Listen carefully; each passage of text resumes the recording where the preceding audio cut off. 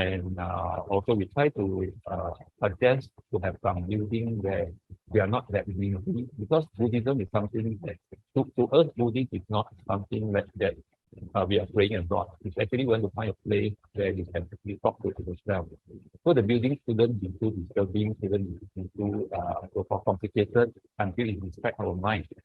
So we come up with this idea and we start talking to the community. And you can see their face are so miserable. They don't even understand what we are talking about. Then they refer us to a bigger so-called they call it AGM, and we do a presentation of 3 hours, and we end up showing them this one. So they ask, after 3 hours of talking, they ask us, this is a lorry container, where is the building? Yeah, I say, yeah, this is a building. Then we get a shock. But at the end of the day, they support us because they say, you see the look on top, just do it. But they just trust us and they just want us to do it and without really understand what we are doing.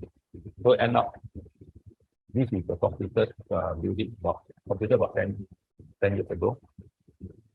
And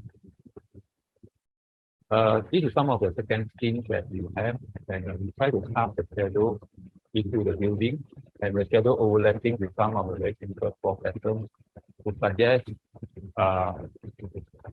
some shadows of in the forest, some calligraphy, and we also put a little bit of Chinese cultural icon in terms of colors, so that it keeps the memory from expression. So this is our first visit. So from there onwards, I start to be more interested in exploring religion building. So it comes to an opportunity where there is a mosque competition in the mosque in Johor. So I actually participate in that. So again, I try to want to take this opportunity because most of the competitions I participate, the purpose is not to win the competition. The purpose is to take the opportunity to reveal what is architecture. Because architecture competition is something very interesting that we got nothing to lose. The only thing we lose is the time that we spend on it. So we take this opportunity to explore what is the more architecture, which is more challenging to me because I'm not. So what I did is that I get help from the social media, from my friends. So, but luckily, I did do a lot of mosque painting, so that I showcase all these to my friends and say, tell me what is your mosque. Then from there onwards, I find a clue. I recall that last time my childhood memory when I watched movie 8 o'clock. So suddenly there are Waktu Isyak come out in a different timing. So every day the timing are different. And then we find that there's a very complicated schedule. So every year you have a different time, different in units where is the Waktu Isyak. And I go and do a bit of research. Oh yeah, that is because of schedule somehow. So I'm thinking of instead of relate these to a complicated schedule, and every day we have to nervously look at the time every minute, and we have to stand by there and do it. Can we do it very intuitively, and can we do it in the first principle that we can throw away all the schedule, throw away our clock, use like the first principle and use the shadow of the and use the shadow to tell us when will be the sembahyang time. So for example, this is sembahyang time for the Friday prayer. Friday prayer, the sembahyang time is from certain time, hour to certain hour. What I do is that I just design the building roof so that it will curve to a certain angle. The angle of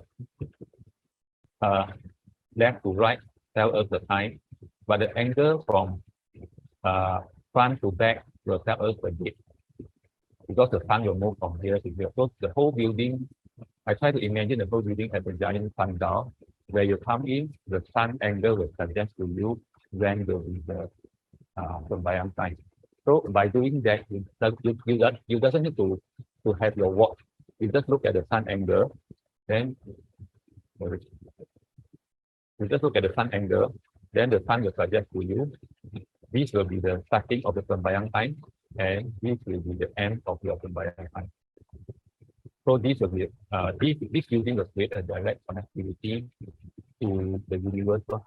So you can forget about the schedule, forget about your work, forget about all the human invention, and you can get a set connection. Similarly, we can have others like Fajar, Johor, Afra, Maghrib, and even Ishaq. So by doing so, automatically the universe already suggests a form of this building, and it is unique in every site because it's only relevant to the particular site where we study the sun angle. So these will actually interestingly suggest how the buildings will look like. So I'm happily, of course, I didn't win this project, not even shortlisted. But anyway, I'm happily gone through this experience of engaging or so-called or work together with the universe, the geometry of the universe. And this actually bring me more connected to Islam, where I can appreciate more on Islam, how they are so connected to geometry. I think this is something very relevant to this. So this is the second project. The third one, of course, we are doing a lot of housing projects. So instead of just a bread and butter project, we also try to challenge ourselves and put in some new elements in the housing. So, and we are in Penang situation where cost conscious is on the top priority. And also, as cost conscious is one of the highest priority. And also, we have a very conservative or very prototype end user expectation. So that's why you can see most of our housing would sustain. And also, worst case is we receive very low fees, so that everybody asks their draftsman to copy and paste from other projects. So we do, I have to confess in this also, I'm part of that. But occasionally we have some opportunity to think about what housing could be. So in this case, we try to relate the housing and kampong. During the 80s, everyone want to move from kampong to look for modern housing. So that's why we have housing booming at that time. But nowadays, I think we miss kampong. I miss my childhood time in kampong where we have a lot of interesting, unpredictable, a lot of fun things in kampong where we don't have it in a very proper planned housing. So this is one of our projects. This, I think, we carried out about 10 years ago. So instead of a row of kampong house, a row of taman, we recall back a kampong layout, but at the same time, we have to keep the efficiency. And happily keep this in a very high efficiency where this is a family and we make it a cluster house. And at the same time, we cluster it in every in smaller community groups where each of these will have about 12 houses. And the efficiency of this design is about 12 units per acre, which is equivalent to a parent house. So surprisingly, yes, it gives us a good efficiency and price velocity. And at the same time, this will create a interesting factor for everyone and a very accessible open space. And not only that, because the traffic volume in every small kampong are very low, so people can also actually convert using their road as actually the playground, because all the neighbors there are 12 neighbors there, they know each other, so the car will slow down. So everyone will actually use the road as open space. So in that case, we in fact double up open space. And when your neighbors come back, you will actually can greet your neighbors when your kids are playing in front of your house. So instead of segregating pedestrian and vehicular, we can actually do it the other way. Now we can combine both together. So this project has been partly constructed. This stage has been constructed and completed about 10 years ago. Next, just behind Auto City. If anyone been to this area, you can have a look and get a feel of it. And yeah, surprisingly, this project sell very well because, for example, if I buy a house here, I will definitely ask my friend to buy the entire kampong. So you are part of, let's say, create your own community. And once you have all your friends, or even though you don't know each other, but one person is a very manageable size where you can actually form a small community. And some of them even put out another boom gate here. So in terms of security, they have double security. They have a main entrance in the house, and they can have another secondary boom gate, which everyone can have a remote control. So this completed earlier. And also we have a very in our experience now we have ugly backlinks in every houses, and this project completed I think more than 10 years ago. If you are not too old, it it's a very simple idea and very commonly used now, where we convert the backlink uh, into a garden, into a park. And this is actually a long park, and we link all the way to another end, which is a community center, a small hotel, with gardens and other facilities. Another project is this is just a very simple project where we put a swimming pool at the back of the house and we turn all this to a living environment or that living room. And interestingly is that during Chinese New Year, everybody will just having their reunion party outside, and people are just like a big potluck. You can actually go to your neighbor's house and makan, and kids can play around. And this is a sense of community we are accidentally created, and I happily see the end user enjoy this. So and also, another thing is that if it's swimming pool, then you just you doesn't need anything. You just walk out from your house with swimming costume, just jump into the water. So that is sort of accessibility to accessibility. And the next project is vehicular and pedestrian doesn't need to be segregated.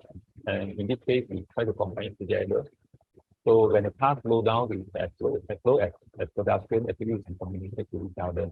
The car is not a dinosaur, but in fact, if the car and the pedestrian can work together, then we can actually use the road can be a playground for children. We used to play on the road, so why not in the kampong? So, and recently we have some very embarrassing situations where high rise cannot sell and low rise is too expensive.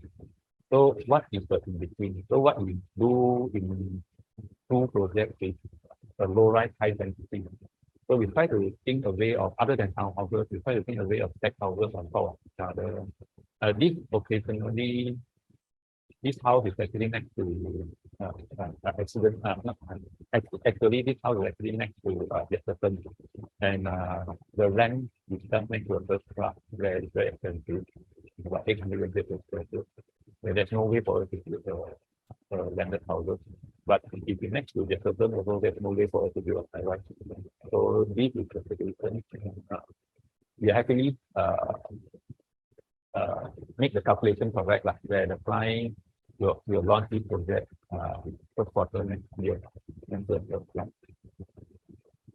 Another attempt to do a low rise high density is in fact on top of each other for a family, where we can manage to make a family affordable in a private house price, which is about 900,000 in Thailand.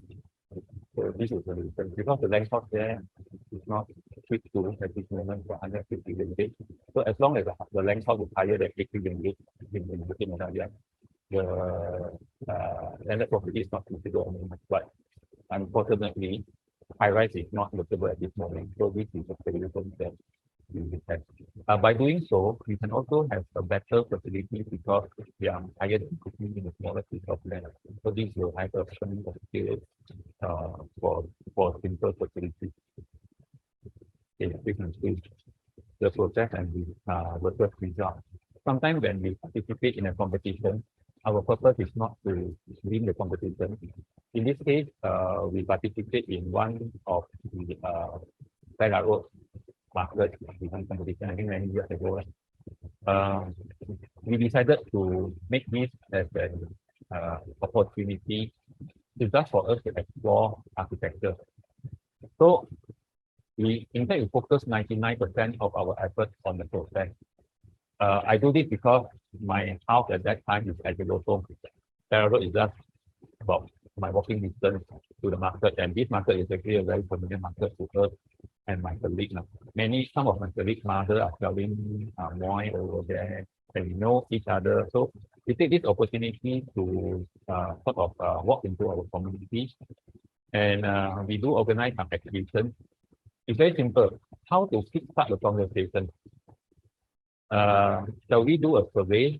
I don't think survey works because when you survey, the answer itself is actually controlled by the survey. So what we do is that we go and take a lot of photos and go and do some pop-up exhibitions at the market during the marketing hour. Then people will start coming and tell stories. Hey, this is my answer. They tell stories there, blah blah blah. Then we start to have conversation with them, and we can see quite interestingly a lot of people actually are very responsive to us, and we have actually started the good conversation. And on another day, we go back at the photographer. We take some interesting photographs inside. You can see this market is very unique. None is the world. We can have a drive-through market. You have drive motorbike inside. Put everything inside your motorbike and drive through. And people have been doing this for years. And even this interesting motorbike is in there, and people don't bother and keep it there as a sculpture. I see it as a piece of art. And you can see all these, they have all these umbrellas, and all these will change 3 times in a day. They know who will come at one time to what time, and what the umbrella. My umbrella could be higher than you, your umbrella could be lower than me. So what happens is training or whatnot. So they have already established their very unique way of communication. You can see motorbike again inside. Then this is how they display the motorbike again. They can park just next to the space they sit. So I'm thinking of when we do a new building, should we engage? Should we recognize it? Our normal way or our culture is that you have proper car park, you must park there, you have this type of regulations. But what if people enjoy this type of way? Because my colleague, their mother, their father, even I myself are going market in this way. Should we engage this way of marketing? So what we do is that we are still not doing enough. So I go back again another morning at the sketches. So I do 8 sketches in the morning. Particularly I love this. This guy is he knows himself, he's a son and he's a forest maker. He's a computer master in computer science. And he do a nice forest in Sarawak when he do forest. Then all these I did interesting suggestions, and I find out that all this architecture is not done by architects. They are done by laymen. Laymen can get architects by trial and error, and sometimes they can be a better architect. So from all this experience, and of course when I'm sketching there, people were approaching me. Then I have a chance to so-called interview them. Yeah, I'm sitting there for the whole morning. So I have a good chance or intimate time to actually talk to them, and they will actually talk to me a lot of things. Because kind of sembang and bring their friends in. For example, when I sketching here, definitely a lot of people will stand around, take photos or whatnot. So I don't want to show my design. But anyway, my idea is that at the end of the day, I want to design architecture where architecture is not a dominant element, but it's actually a blank piece of paper. What we give them is that what end user needs is not the building. What end user needs is a land, a mountain, a road for them to build their own building. This is what kampung is now. So what we give them is a mountain, a river, a land, so-called the infrastructure for them to easily curate their own life. So blah blah blah. And this is at the end of the day, we have shortlisted and won the second prize. But anyway, the experience of this is very interesting because in fact, we spend 99% of the time to talk to the communities and we learn a lot from them. Building and nature. We have received a commission to do council building. Normally, the first impression from council building are this type of power presence, but what we are thinking on the other hand is actually can be have some local traffic. So these two are contradicting. So what we do is that we are thinking of breaking the big building into smaller buildings, probably a container size. So each building will house a department. So the space in between all the buildings are actually outdoor, so that from there you can review some of the icon usage. And at the same time, this location is at you park So can we engage the forest along around that area become part of our design, and this is our first uh, intention, and this is the final product. Of course, this box and this box were pretty fit for the second phase. And what we have is that this is the existing building. We try to connect our building to the existing building, and at the same time, we make our building part of that park over the rooftop over here. So if you look at the street level, it consists of some smaller buildings, which is quite responsive to the size of the existing department over there. And at the same time, the canopy is actually a different interpretation of the trees canopy here. And when we look from different angles, all the planting columns here somehow reflect the trees outside the site. So this is something that I'm quite happy to visit after years of using it, because normally for government department, they used to put up all the paper or whatnot to cover up the window or the thick line. But in this case, our original intention are actually recognized by the end user, where this is the daytime, but late in the evening 4 p.m. They didn't switch off the light because our building is small, so the light from the side is actually sufficient, and they doesn't need a curtain because they are surrounded by all the greenery. So this is transparent. Public can walk by, can look at what they are working. This is transparent of our so-called environment, and this is our design intention that we are actually observe they are using it. So thanks for time. We have won so-called silver award for this project. Another one is restoration. Yeah, restoration is something not actually walking is still like a bit. But anyway, we sort of take this as a learning process rather than a project. We have, in fact, this project started by the late Tan Yao Wei, and somehow we didn't continue the project and we didn't keep on the second half. So we have to humbly actually respect what they have been done, and also we try to take this as a learning process for us. So when we open up the building, when we start to do the restoration, I think the most difficult decision we have to make is that what is the stage of restoration? Because this building has been built in say late 18th century, late 19th century, and over the years, like for example, 1930 there's renovation, 1950 there's renovation. All the renovation will add on different layers of paint, different layers of addition. So what is the so-called status that we should conserve? To the day one, to the 1930, or whatnot. So that is actually a never-ending debate that none of us will have templates or have a template of that. So every time they involve a very organic quarrel in between architect and user policy, and somehow you settle down and you change again. So I will say conservation is not something, from here actually what I learned is conservation is not something that preservation. It's not like we are conserving a museum artifact. Conservation could be something that I give a new name. I call it dynamic conservation. Conservation is ongoing process. So it doesn't matter we make a wrong decision. Everything is definitely ongoing. It's just like cycling. Like I'm a cyclist. I know that if you keep on moving, you won't fall down. You will fall down when you stop. So conservation is nothing right and wrong, but if you keep on moving, we keep on looking forward instead of looking backward, I think we should be right. So that is my definition of conservation. So interestingly, it's actually this is the most interesting part of it. So we go there many times and see how the people doing things.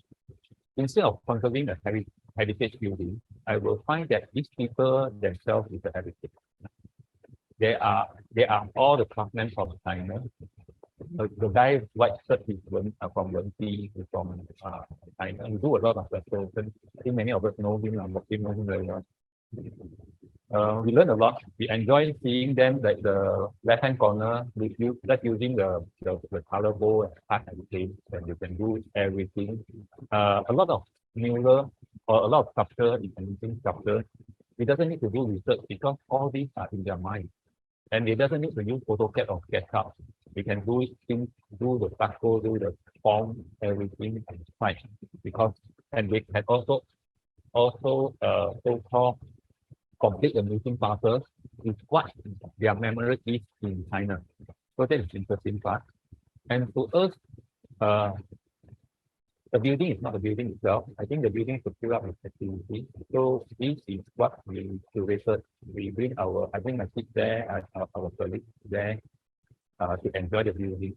That is one of the times we did 5-6 years ago. We go back to Xiaopeng, that we organize childhood games so that we can not only play ourselves, but engage public and try to experience that building in our own ways. So I think experiencing is something that we start to learn from there. And also time to time again, we have awarded commendations for this building. Then we come back to our bread and butter. We always control by the cost effectiveness of our design. This is one of the very typical examples where our hands are tight again. We don't have much budget for architectural expression. So instead of doing a lot of so-called decorative elements to decorate it up, what I do is that a very simple thing. If you look at this, you just zigzag the window and repeat it 4 times and repeat it again. So it becomes, instead of a very so-called prominent element or facade element, it becomes a texture. So this texture will carry out to the facilities where you just engage sun as one of the elements and also the texture of the material. Then to create slightly different and unique experience for end user. We are a bit nervous in KL. I think KL guys have no problem to accept it, but in Penang, we are a bit nervous to see how the local people will accept it now. So far, has no complaints. So far, so good. So I think this is something that we learn. So again, we received an award, silver medal last year. At the same time, during the construction of this building, 2018, we was asked to participate in one of the exhibitions in KL. So we use the same site as the case study to come up with our idea or our version of what is affordable housing. That exhibition is about affordable housing in Malaysia. So they invited South architects to showcase our idea of the affordable housing. So of course, normally when we're talking about affordable housing, we try to cut corners. We use a 5 we use a 2 meters we use the so-called the elements or whatnot to reduce the cost. So or increase the density. But at the end of the day, we won't be able to reduce the cost too much. But at the same time, we reduce the quality a lot. So can we have both sides of the world? We come across with the terms we call it affordable luxury. Because a lot of us, most of us are not afford to a luxury, but can we make luxury affordable? This is inspired by Asia, everyone can fly. So what we are thinking of is that we change our idea of affordable and luxury, and we find that we spend too much time on ownership, but sometimes when the ownership doesn't give us a good experience. So how to explain this? A very typical night scene when we look to any of our skyline of our city at night. This is the scenario that we can see now.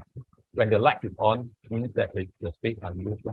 So most of the time, if you can recall your memory, I think there will be less than 30% lights are on. That means we are only using at one time, we are only using 30% of our space. I think this is relevant to our life. Let's say you are staying in your home. 8 o'clock at night, you will be sitting in your living hall. You are enjoying the space of your living hall. But you don't use your room, bedroom, you don't use your kitchen, you don't use your toilet. So in any time of your experience in the house of 1,000 square feet, how many square feet you can enjoy? I will say if you vary in between 100 square feet room to 300 square feet living dining area. So no matter how big is your house, what is your experience every single moment? You won't be able to enjoy 1,000 square feet at any time. You won't shower in a toilet of 1,000 square feet. Is it? So I'm thinking of, can we maximize our experience within the limitation of the space that we have? So this is the idea. So I translate this to this graphic, and I'm thinking of what if, let's say, we compress it to this, then we can free up this space. And not only compress it, when we want to build, when we buy houses, we are asking, the first thing we ask, how many square feet? It's as if like we are only buying the floor. It's not actually we are buying the volume. So we never think about what is the cubic meter that I can buy. Developer will never tell you. Can we increase the volume sort of from here to here? And from here, what can we do with this extra space? We maybe convert it to something else like additional so-called home office, Airbnb room. Because when we do a research, or anyone near us, we will know that how many of us are actually utilize our third bedroom. I will say most of our third bedroom, originally we wanted it to make it as a study room, but people will never use it as a study room. At the end of the day, it becomes a storeroom. So can we actually take out that?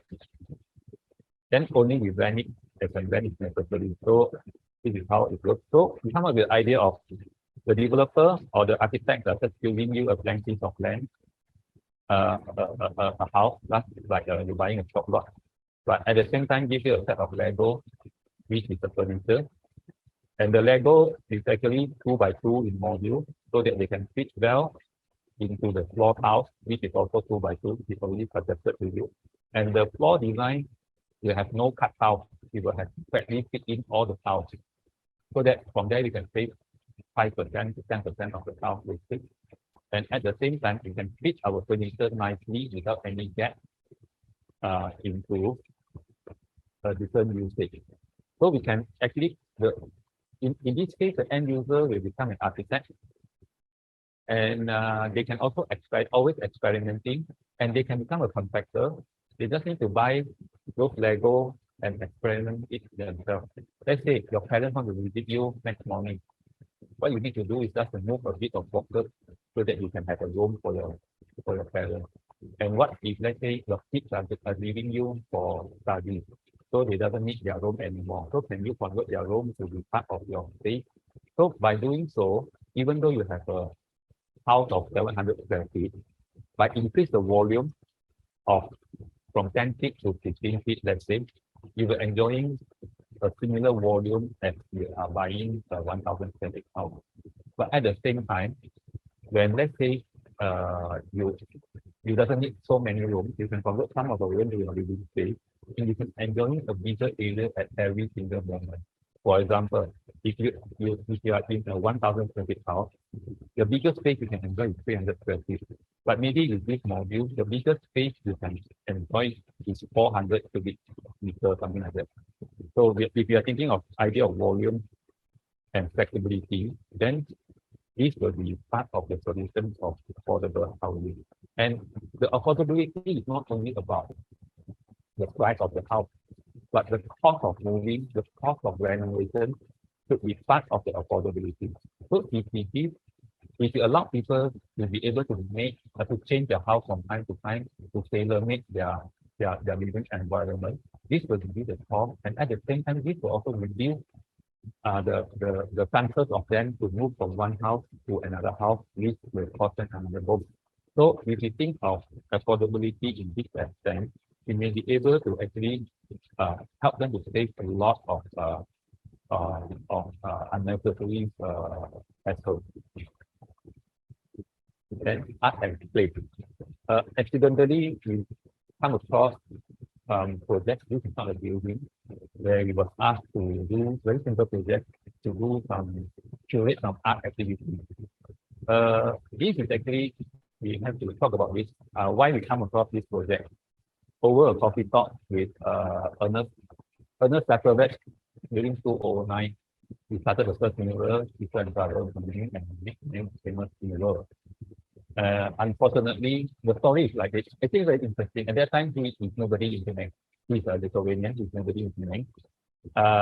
You can see we have a copy over him. And this guy is Mr. Tan Chawai. He is the one who buys one of the artwork of Ernest by 300 ringgit. Not directly from Ernest, from someone else. That person is actually doing training, and that guy buy that piece of painting from Ernest by only 150 ringgit. So behind that drawing, we saw the email of Ernest Sackerbeck.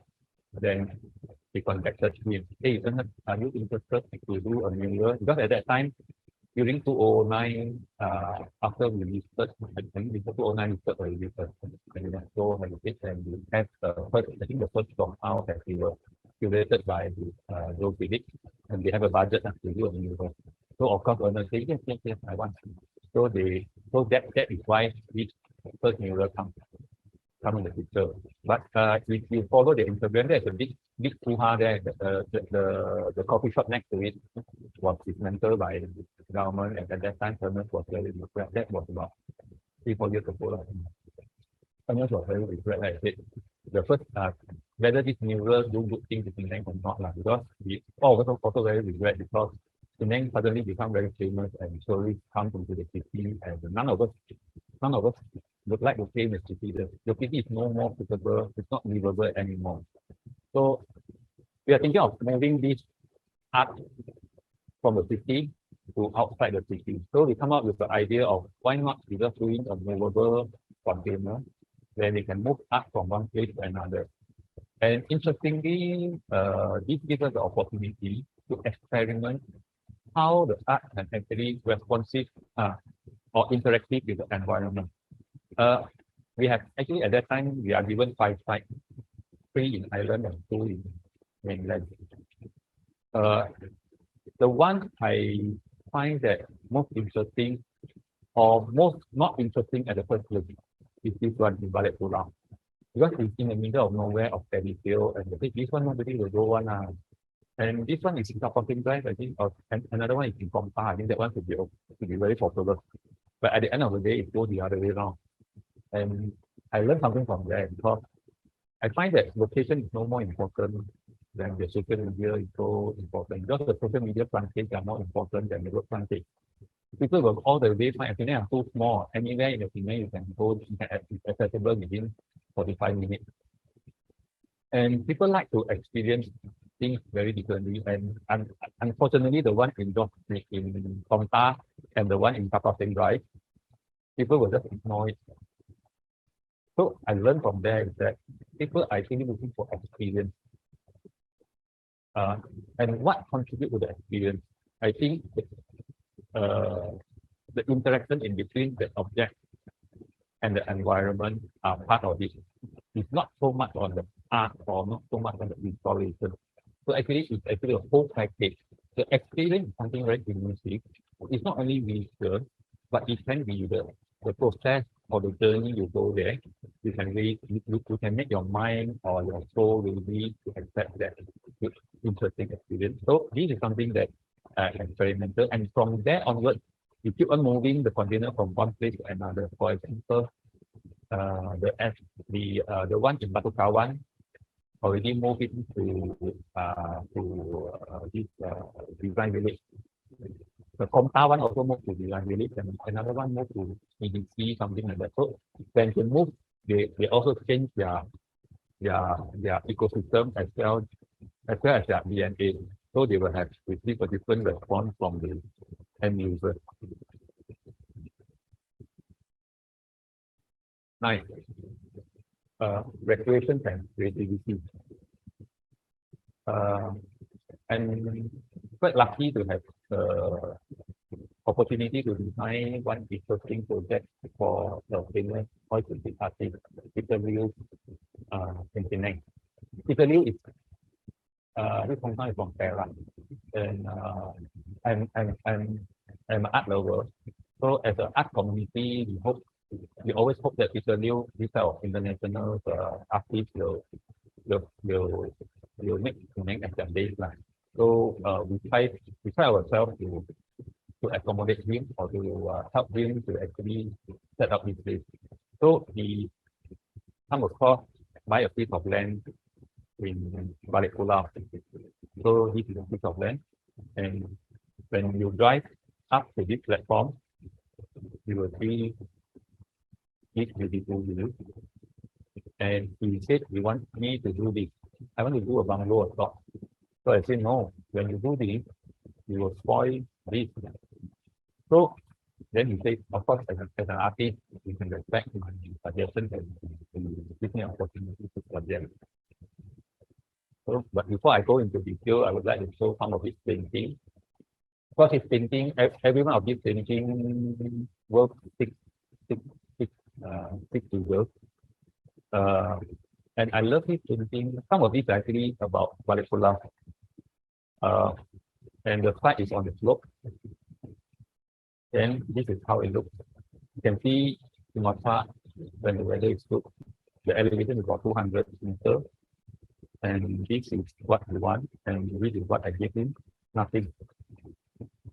I gave him nothing is because, of course, it's convenient.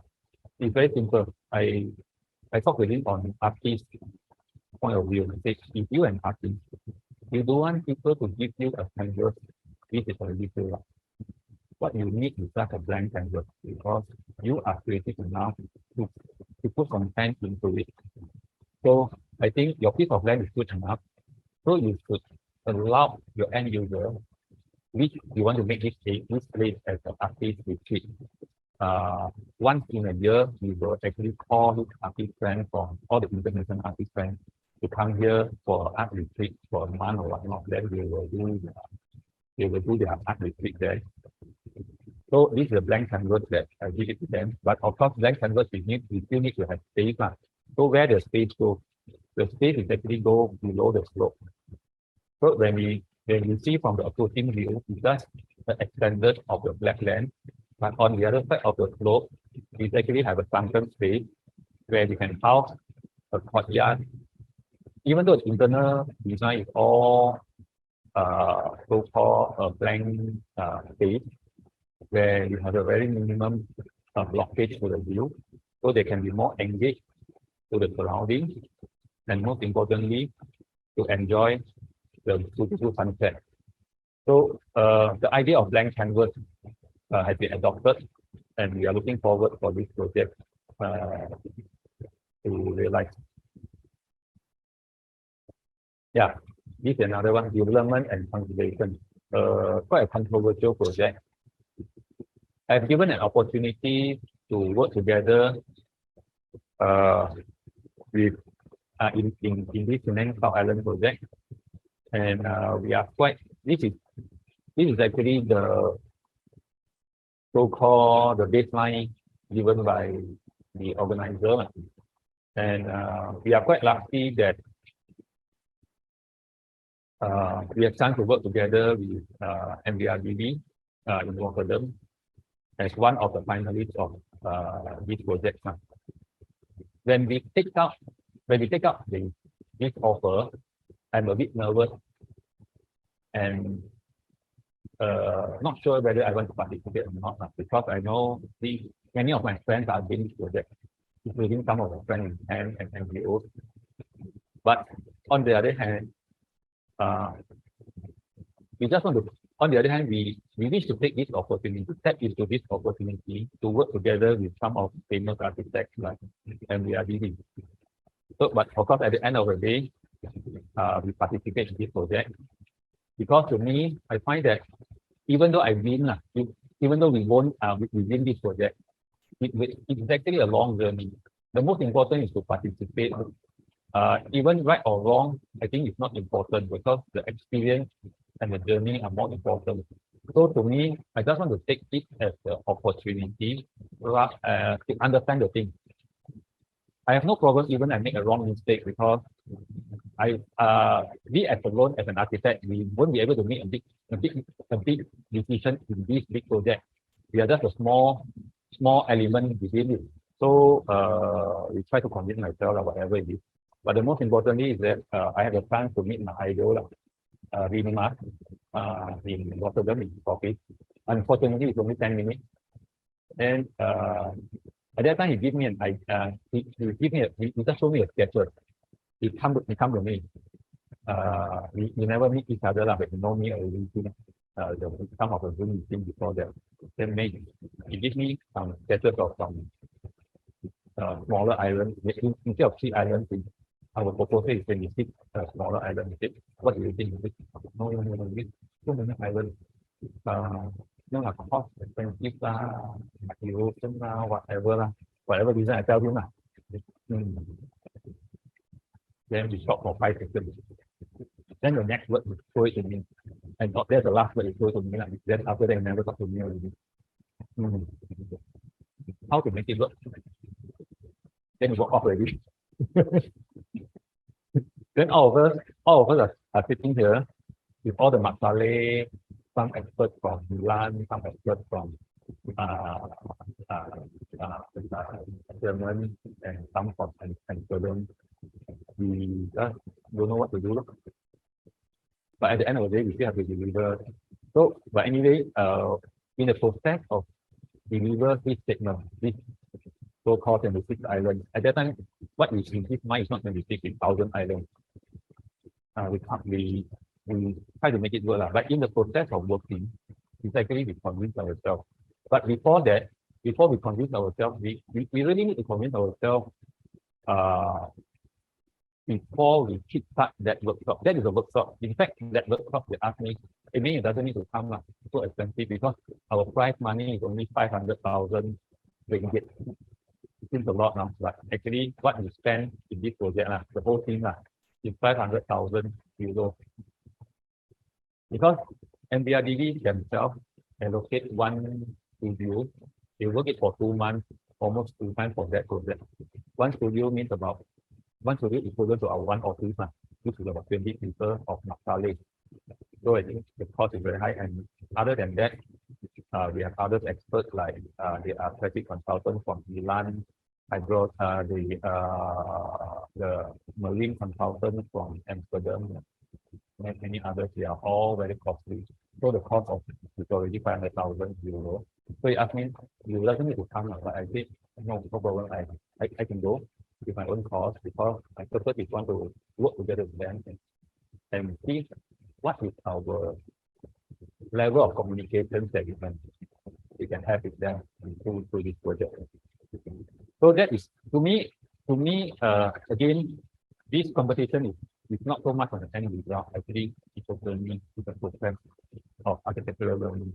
And again, I'm very nervous.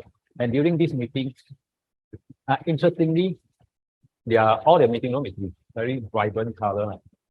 Before I go, I already go over a bit on their office. For all the office are red color, blue color, orange color, and I will get lila when I work in there.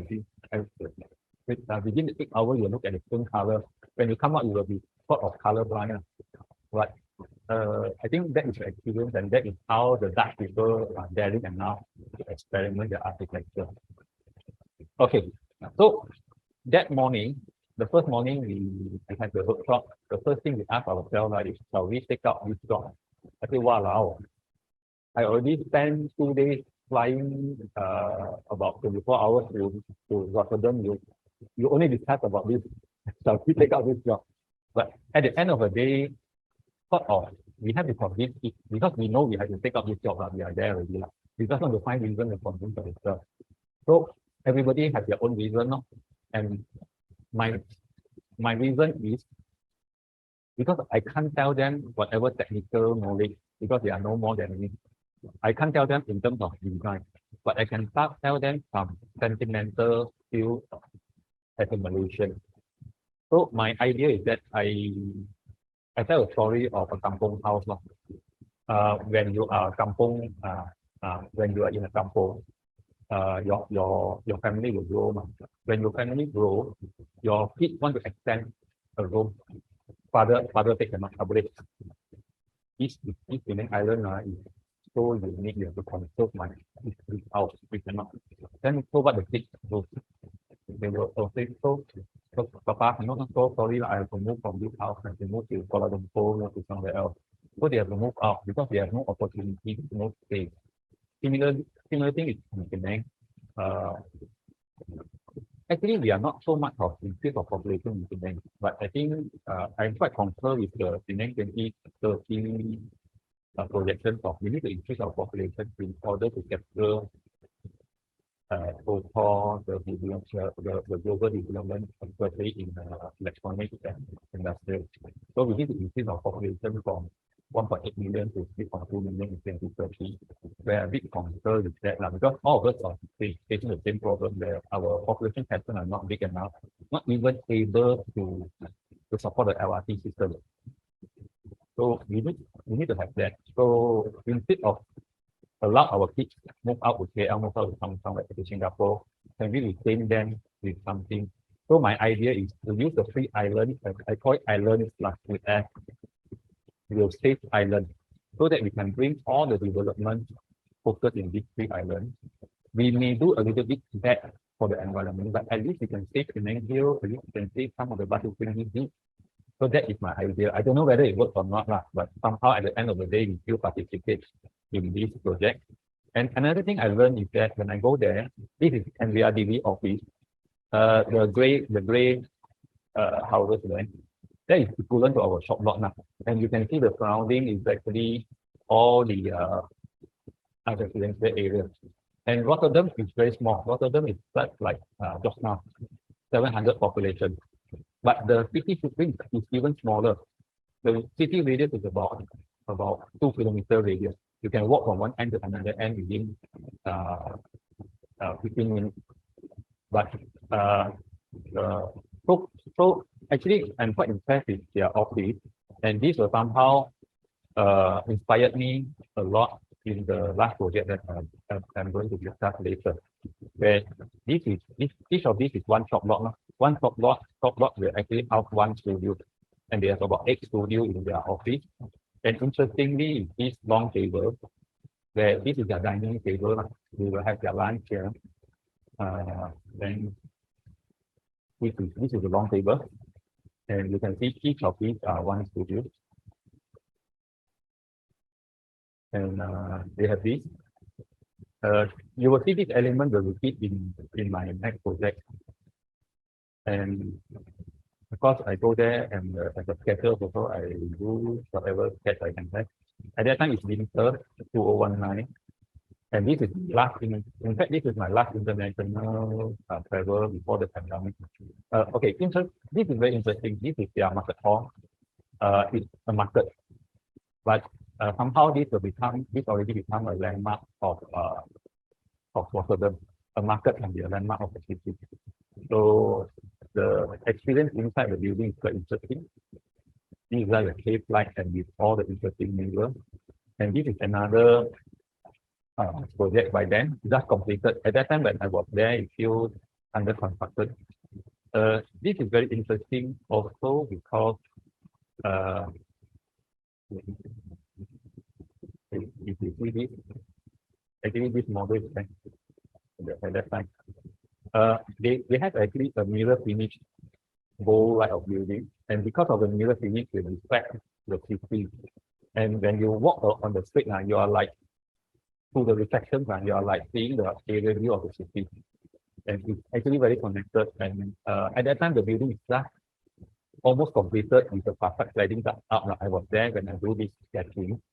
Even the local people walk through there, they will get surprised. Or they will never experience the city in this way. Yeah. So also quite interestingly is that my painting become part of their office display now. Okay, then this is the baseline, and this is our entry. Of course, although we are the finalists, but we all of us know that we win the competition. And this is some of the images that we have. Okay, this is interesting. Why 26 islands? In fact, our report is like this. The actual study is actually this big. All these islands are actually, all these sites are determined by the walkability. So each of the islands are actually a walkable island where we can access to the furthest end to the from the hub is not more than 15 minutes walking distance. So that is the idea how we then the shape of course is derived from the hydrological survey. And so all these last mile vehicles are part of the design consideration. And surprisingly, also we do consider some of the local vegetations as our landscape, like Inca and also Tata. This is a winning proposal by Vic. You can see actually this.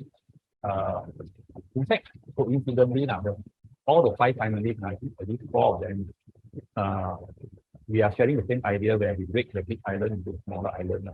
But unfortunately, this picture was taken in WAD when Serena do the presentation. I can see Bokwin is there. And next to it, unfortunately, our late friend, Lee. So this is the revision by Vic compared with the original proposal. So the story telling us that even the world-renowned architect also the hands are tied. When they come to Malaysia, you have to work in a very Malaysian way. All right. Next one, indoor and outdoor. We just completed a school project for Hanjiang School. The board of directors just asked us to build a 24 classroom. This is a 24 classroom. But anyway, we give them some extra where we include the basketball court and we cover the basketball court. So these will actually bring some outdoor space to indoor because we know that there's a plan for almost every school to cover the basketball court. And when they cover the basketball court, you just very uglily give a big roof to cover the basketball court and they block the building. So why not we just do it together and we make this basketball court not only a basketball court and the extension of the school activities. And this can be a place for the headmaster to address during the assembly times or whatnot. And at the same time, this is an existing school which we have typically all the school we all complete out of the courtyard. But what we do at the end of the day is actually we suggest to take out the concrete and bring back the courtyard. And the entrance statement. This is interesting, whether you believe it or not. When we take up, this is the courtyard that we mentioned that now become a green area. When we take up this project, this is the classroom. And the school has no entrance at all. If you know Hanjiang Primary School, there's no entrance at all because this entrance has been used as a classroom many years ago, and they had already forgotten that this was an entrance. Then at that time, I find that it shouldn't be like that. It should be an entrance. Logically, as a architect, we do the entrance to be in the middle because of what. So I suggest we take out this. And when we take out this, we cover this. This is a limiting thing that you in fact. inside the classroom. That means this is actually, and the board of directors do not know there is a statue inside because the teacher also know just treat it as a sculpture there. They not even know. So you know, I think some of us may also know that there is a lot of politics inside. Somehow when this statue appear, somehow everything resolves smoothly. So whether I so this is what happened. So interestingly is that this basketball court will also act as a sun shading, and not only that, it turned up to a event space. This is the opening ceremony. We purposely do it at night and it's outdoor. We also changed the entrance so that we can have different colors of smaller entrance. We have 6 of them. So every year of the student will have their own entrance. So uh, parents will pick up and drop off faster because we have 6 openings. And yeah, different color. So for example, if your kid used to wait for you and the yellow door, you just pick him up at the yellow entrance.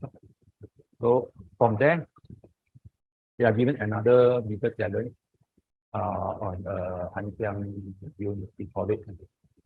So as I said just now, the limiting statue solved some of the problem. One of the problems is actually with their chassis, and now, in fact, previously this design was done by East Design, where they have actually a flying building. That is a great design. But that is because of at that time they had some land issue with the with the so-called chassis, so that they don't have room to build their building on the ground, so they have to come up with that direction. But somehow when this problem solved, they have the opportunity to build on the ground. So this is a solution. So what I'm thinking of is that the school has been developed in very chaotic manner, haphazardly over the years. So we want to take this opportunity to reprogram the entire school, uh, some decentralized and centralized exit and existing building, we define the entrance and whatnot. So this is how we position the building so that we can use the existing block C and B as the main entrance to cover up to make it a potential nice so that it can create an exit, blah blah blah. And then at the same time, school also we understand that the environment are changing from time to time. So what we do is our idea is plug and play. It's not like a computer, and we can add RAM, add memory card, add everything, upgrade, as long as the CPU are there. So this is something like a CPU with some of the add-on. So the idea is that the program must be very flexible, but I just give them a very convenient plug and play system where whatever they plug in and play, it will run harmoniously. So our solution, and we also understand that if we want to program it up, every program will need a different space, and we can just let it go, that it will be very chaotic and be organized. But if we purposely make it a certain form, then this will also sacrifice the space usage. So what we do is that we come up with the idea of let go whatever, just actually design whatever is required as their original need, and cover up with a second screen so that it creates a very different experience on that. So this is how it looks like. We try to create something like a cave, and when we see the building from this angle, it will be something like a flying bird. And if we see something from this angle, it will be a book. And we turn this to a screen so that they are a so-called a multimedia university, so that some sort like a media architecture will be very relevant to them. So this is how it looks like. And the center of the plug and play is a courtyard and a connector. And I would like to show this.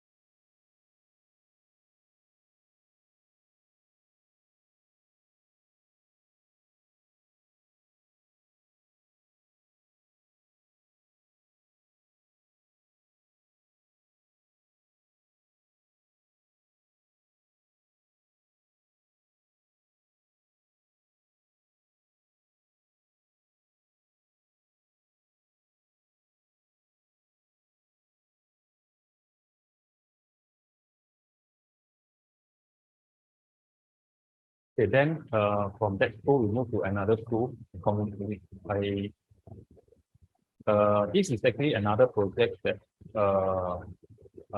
another Chinese school, Kwangmi School. Kwangmi School was a very small school in Kuala Muda, and now they are running out of students, and they want to move to Batikkawan. We just PM just launched this groundbreaking this project last week. Uh, okay, it's a Chinese school. So Chinese school has been a very Chinese education has been very difficultly carried out because of the budget and also the allocation. So every time people are actually begging for money to build a new school. So I'm thinking of, can we make the self-sustained, a more sustainable school, financially sustainable school, so that the school can actually generate some income, and at the same time will be more connected to the community. So this is the idea. The inspiration is started from the existing school with pointed roof, so that we can have from one roof we make the school with 6 roofs. So the idea of this is that regardless of the state, I think the state is very controversial. We have a big debate on this. But at the end of the day, it's still like this. But anyway, the idea is instead of building a school, because the infra cost is all there already, what we do is that we build another row of so-called classroom-like space outside the school. And then the classroom-like space is outside here. The actual school is actually inside. So by doing so, we doesn't need the fencing for the school because the space here is already become the fencing. Another opportunity is that all this space can be turned into commercially commercial space. From outside, you will see this as a stock lot. You can actually rent it out as a stock lot, and the school can actually control the tenant. I would suggest them, they may, let's say, for example, if there is a cafe inside, then this should be a cafe outside. So the cafe can also operate as a canteen, and not only one cafe, maybe can be 2, 3, or selling chicken rice, curry meal or whatnot. So the school children, the children will have more variety, and at the same time, they are more caterers are willing to go in to offer a different, more often to students.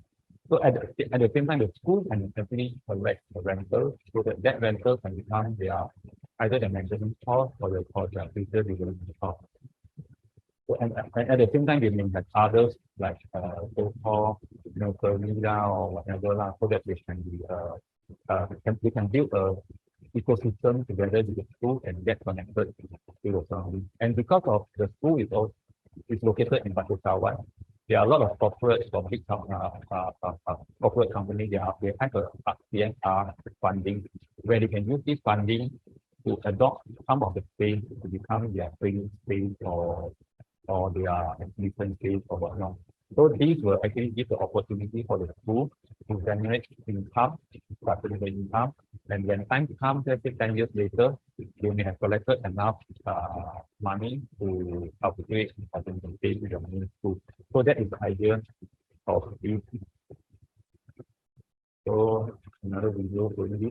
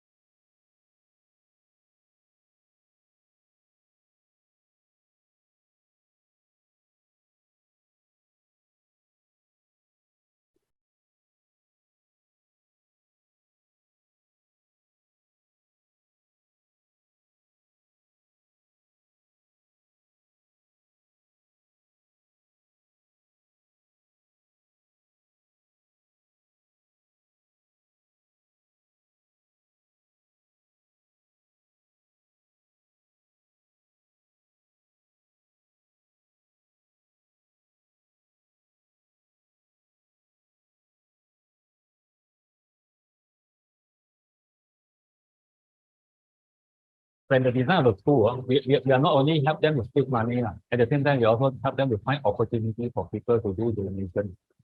For example, you can see 4 clock towers. Why need 4 clock towers? Because each clock tower can donate, can generate a few 100,000.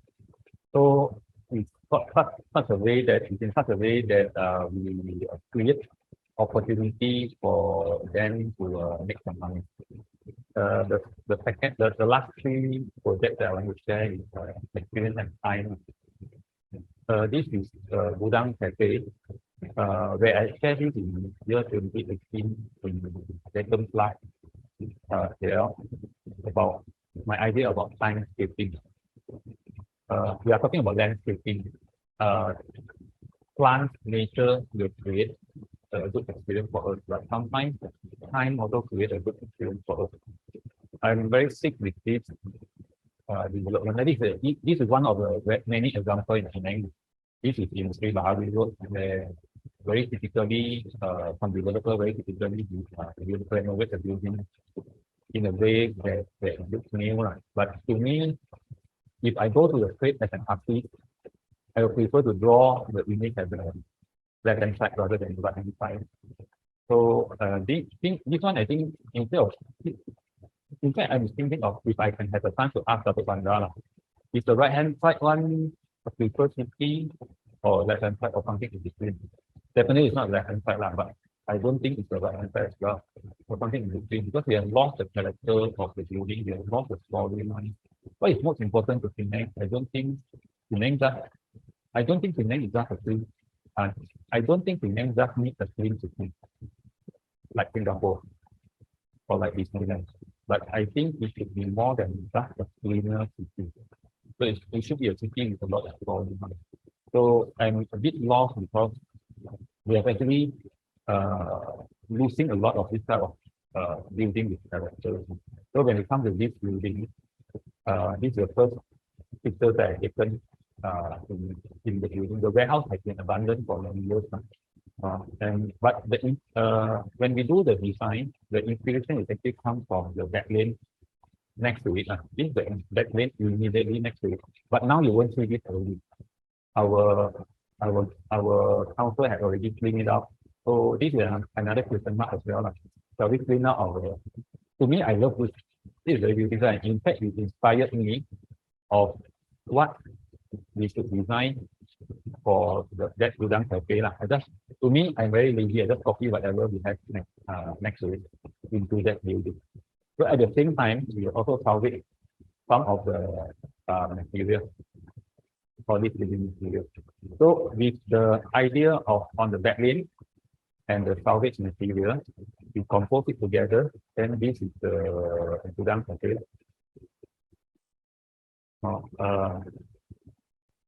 Again, we love to use our building, so we have a party inside this building, inside this cafe. And also thanks to Pam that we was awarded commendation year 2018. Okay, the next one, shelter at home. This is my house. I just moved in last year. I'm staying there about a year now. Okay, very typically the developer will so-called sell the property by this perspective. Again, as I said earlier, this is how it looks like. So of course, what is the first thing? You can see all my neighbors, they have all these songs. They do a lot of renovation. So I'm the only one who don't have songs because my idea is that I want to do almost a zero hacking renovation. So I have decided even whatever additional cable I don't want to hack, I just expose wire with my setting. I have no problem with this. What's wrong with that? So I just have, so okay, this is when I moved in. Of course, as an architect, I have to confess most of the building also look like this. This is not conducive to stay. I don't want to stay in this house. Actually, I brought that PQC already many years. I have no idea how to stay in it. So I leave it to empty until NPO as I have a landed property. I should move in now. So thanks for NPO giving motivation to think about how to use this. Because I really don't like this type of setting. And so this is something that we moved in. It doesn't look like a house as an architect because it doesn't. Okay, the idea is that I want to do a very minimalist thing and even make it. So even uh, when I don't need a door, I doesn't need to put a door. And even though all the material of this, I try to use the existing material as much as I can. So I think I'm using almost 90% or 95% of the construction material are all salvage material. At the same time, I try to make use of every single opportunity that can make my life better. I'm fortunate or unfortunate, my roof are leaking. So I have to climb up to the roof. I think, wow, the view was so nice. So I spent 3,000 ringgit to do a railing and get uh, some wood from the roadside. Then this become my very my very interesting place. And also to access the roof, I have no space. I don't want to hack a hole in my house. So the only space I have is 4 feet. But 4 feet to do a spiral staircase are too narrow. So, and I don't want to do any hacking. And at the same time, you can see there's a beam there, aluminum beam there to hold this panel. I also don't want to take that out. I try to remain as many as I can. So I have to use my very creative mind. So what I do is that I do a planting staircase with planting problem. So one 4 feet, one you plant it, you have 3 feet plus 1 foot, and you have another 3 feet plus 1 foot, one you plant it, and you walk up, you actually have your headroom. And interestingly and coincidentally, this becomes a very beautiful structure. But I struggle this how to set up this on site. I can draw it very nicely in SketchUp, but how I set up on site and how I talk to the Bangla doing this on site. So we go there and use a string. We not even measure, use a string to measure the radius, and we calculate how many steps, and then I just divide on the string and just do it on the site. And that is very interesting. And we come up with a very nice sculpture, and this is actually an interesting experience. I spent less than 10,000 of having this interesting experience of walking up the stairs and all that.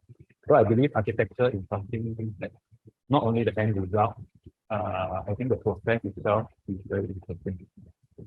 And I had a dream. Year 2018, 2019, actually, I traveled to Italy and see all these pizza ovens. So at that time, I want to do a pizza oven. So thanks to MCO, I was trying to do all the YouTube and see how other people are doing the pizza oven. Nobody do it in Malaysia in this manner. I think I'm the first one. And because of the material and the learning process is long. And thanks to MCO, I have plenty of time and read through all the YouTube and find the suitable material. And finally, and oven is actually something that to me, I will categorize this as architecture. I'm building not something for humans, but I'm building something to contain heat.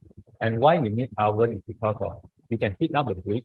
The brick is not normal brick, it's a refractory brick, and it has a higher density than our fire brick. And you can absorb maybe double or triple of the heat, and it has a good so-called thermal capacity. So once you fire up inside the oven, it takes you about 2-3 hours until you can see the heat outside, even without any insulation. So by doing so, it's just like a battery bank.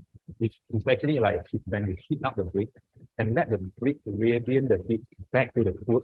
And because of the radiant has a higher penetration, I learned all these thermal, so-called thermal physics during MCO. And also combined with my passion on food, you can the radiant can actually penetrate through the food into the deep inside the food, so that the food will cook without burning the skin. And then interestingly is that, so I bake pizza.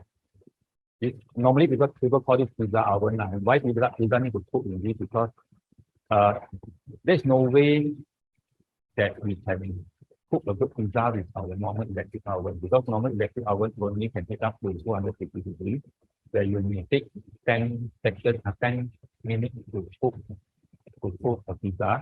Then you won't be able to capture the moist within the pizza. So what we want is that we want to have a crispy skin, but a very moist inside. So that is interesting, and I will see it as part of my architecture journey. And we try to capitalize all the view, all the recycled salvage material. I have actually salvaged it for only 300 ringgit like this gate, Art Deco gate, and I discovered that there's many layers of painting. So instead of straightening out everything and repaint it, I just use water jet to wash out whatever film, then we pick randomly of what you can offer me. So I am happy with that. Also, I try to salvage this is the mask. I salvage it in one of the dismantle of Bayang the past. When they do the extension of the road, they simply demolish one row of stock. So one of the houses is owned by a Caterpillar, and they have a very nice door. Not only the door is nice, the hinges is also a cast iron hinges. So I salvage that, and at the same time, on the other hand, I salvage it from a school, the Malay school from Kelantan of the local. So this become my doorbell. It's very analog doorbell. So when people come and visit me, when they come and visit me, the whole kampong will know because it's a tong.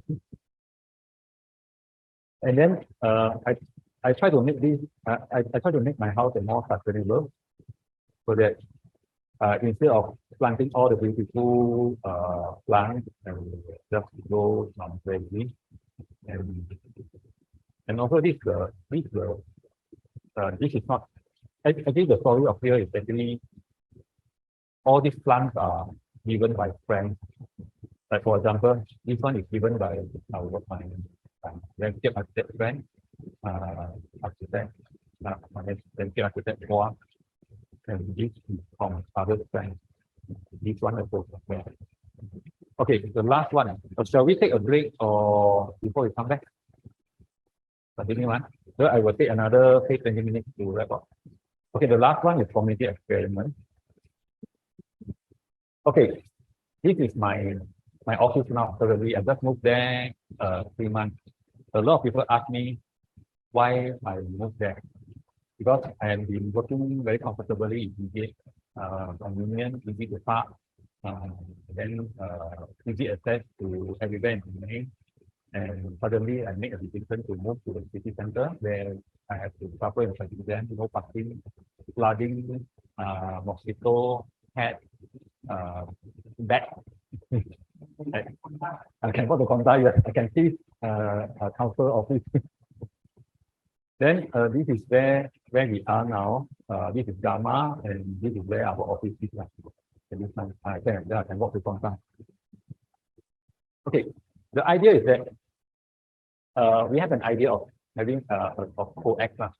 So the idea is our commercial centric development result a very standardization, generalization for the economy of scale to boost the productivity.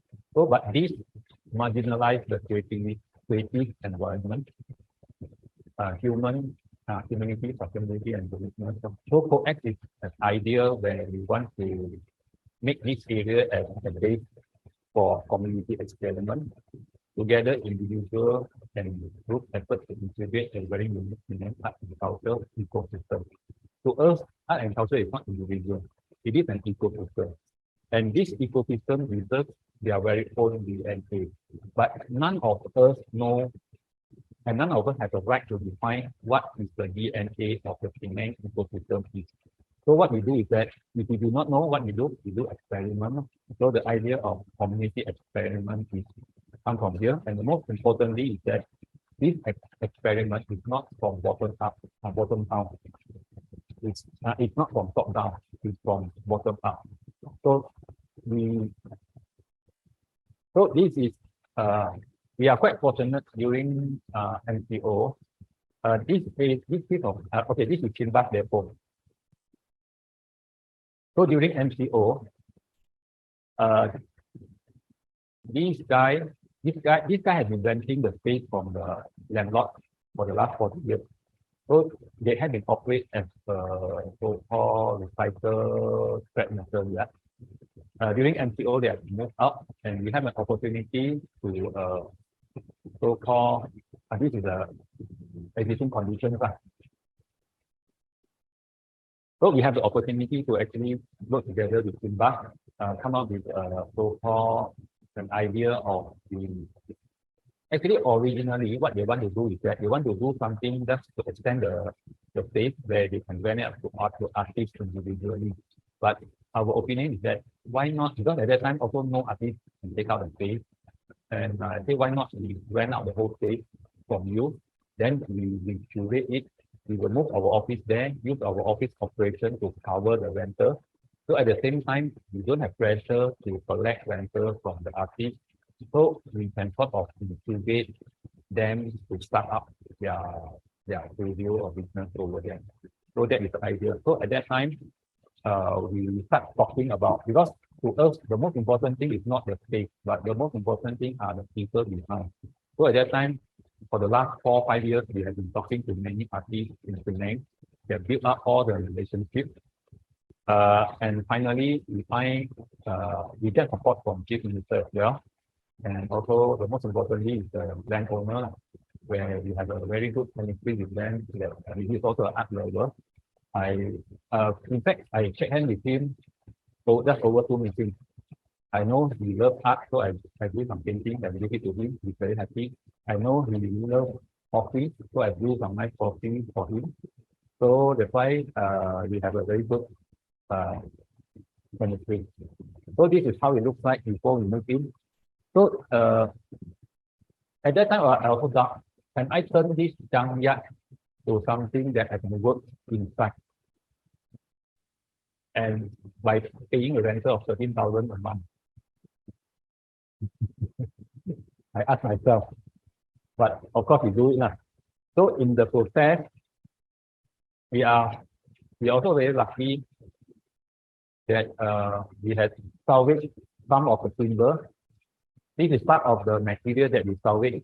When you look at it, actually it's sort of just another piece of timber. But in fact, this is a pine wood. So when we salvage it, we need to find some passionate people to help us to do the work. The other one, and they have to patch up all the defects, looking for a way to touch up. All this actually not something very common to them, Actually, it's new to everybody, include the craftsmen. We actually doing experimenting, learn from them, working together, try and error. Then we are very fortunate that we have people that really willing to spend time to work together with us. And that this is the timber that we salvage.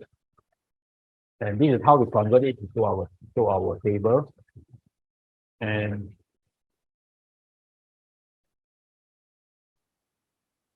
this is during the construction.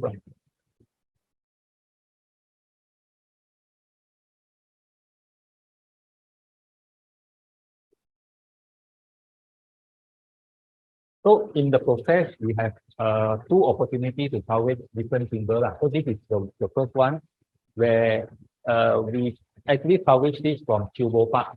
Cubo Park, they have containers, hawkers, and they have so-called decking beside it.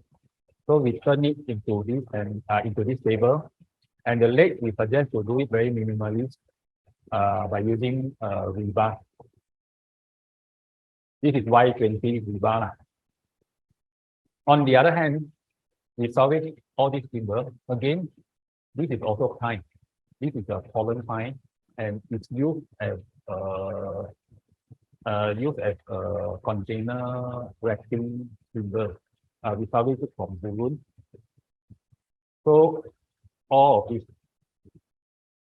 And again, at the same time, when we salvage it, the most important is not only the timber, it's not only the material, it's the process. So we need to find the right people to do that as well. So we are quite lucky that we find a good, passionate people to handle it. And we have to respect the weight. First of all, we thought we can use human weight, human power, but no. Next day, we have to use machine to put it up.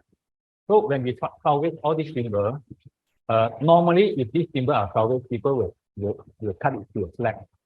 or cut it to whatever convenient or merchantable price. But in our opinion, we don't want, we just want to be, because we just, we don't want to own this wood. We just want to be a caretaker of this wood, and we are waiting for the next owner to own it. So what we do is that we keep exactly the original length and leave with what they have that they can offer us, and we do a simple load test. This is 33 feet long, and the span in between is 6 meters.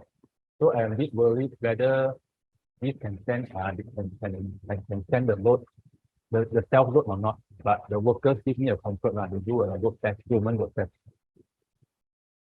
Again, we put all this on this very simple and primitive way. We do this within a weekend, 2 days only, with the help of contractor's friend.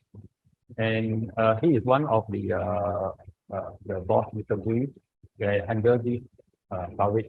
And he's so excited because we never carry, because he's 2 tons, and his forklift, his maximum capacity 2 tons. We really push everything to the maximum. And this is interesting.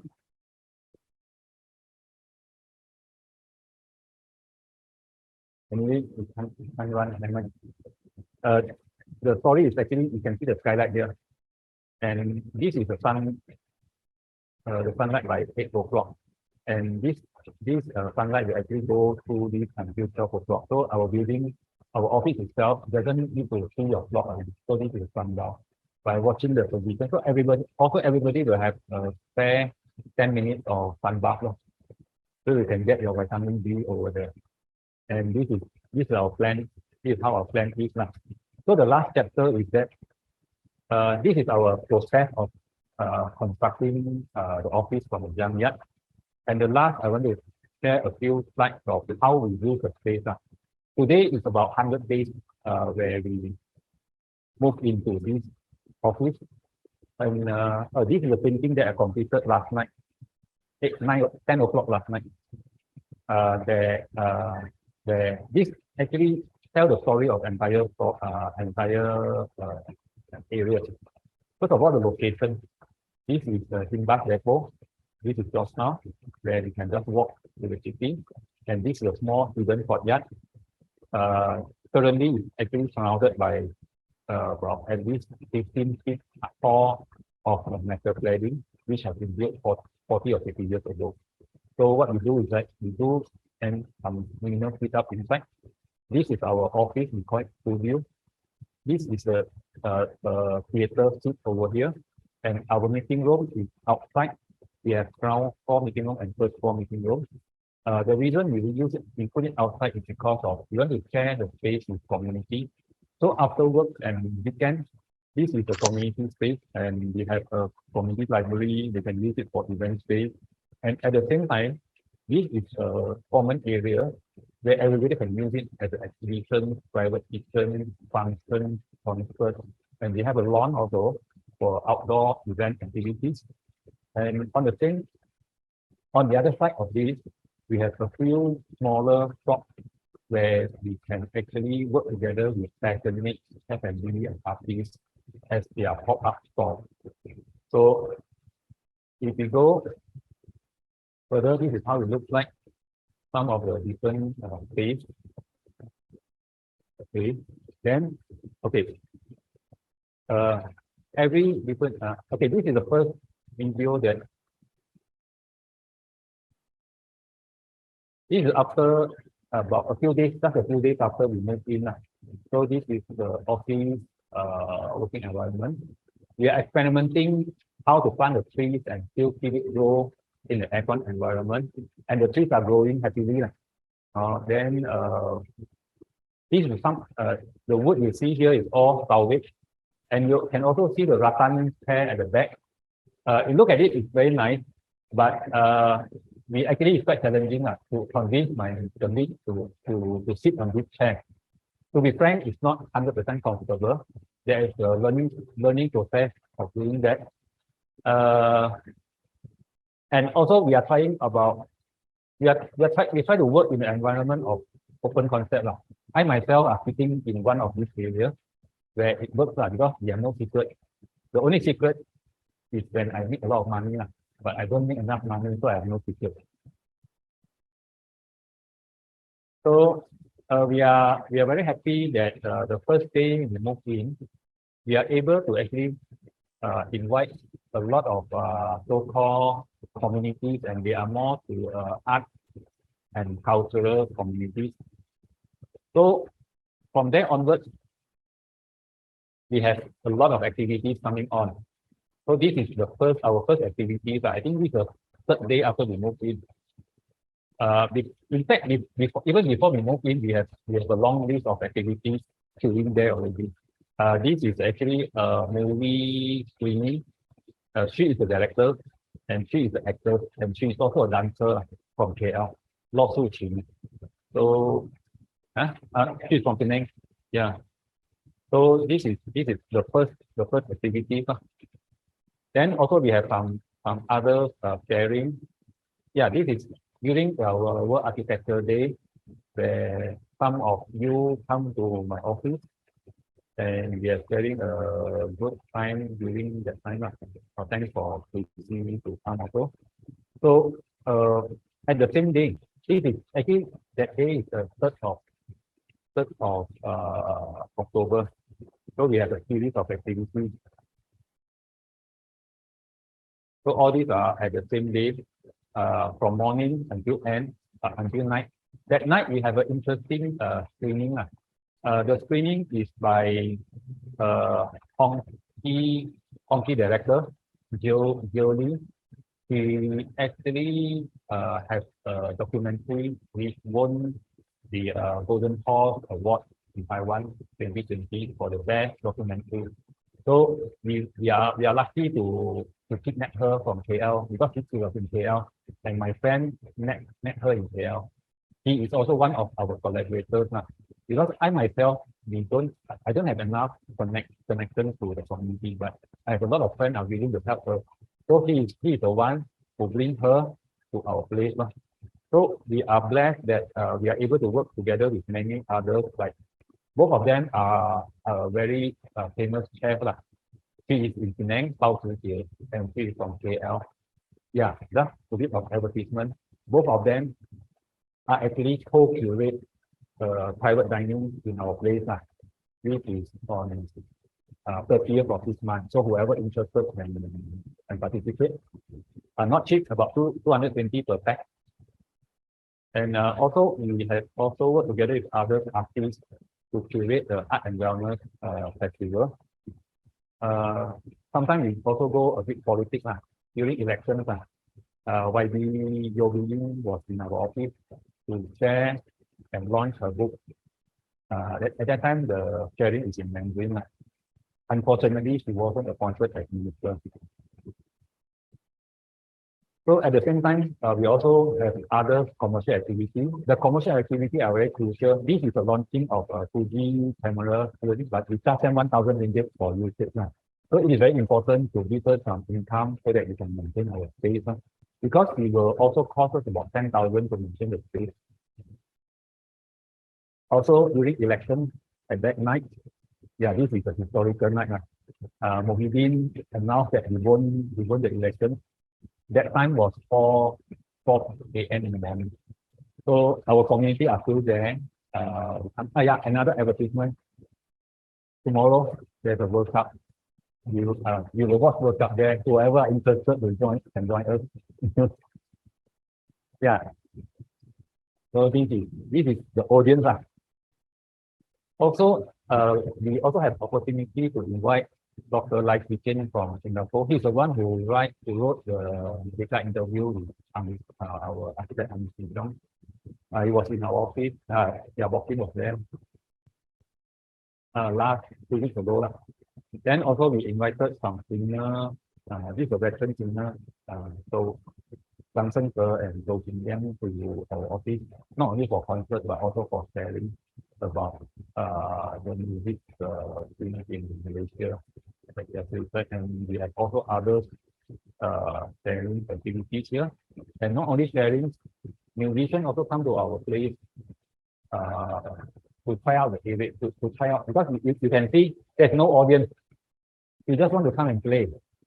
Because they find that the place are full with energy, and they love to play in the place. And you can see, you can hear the sound. Actually, I'm not an acoustic engineer, but surprisingly, the acoustic effect is perfectly nice.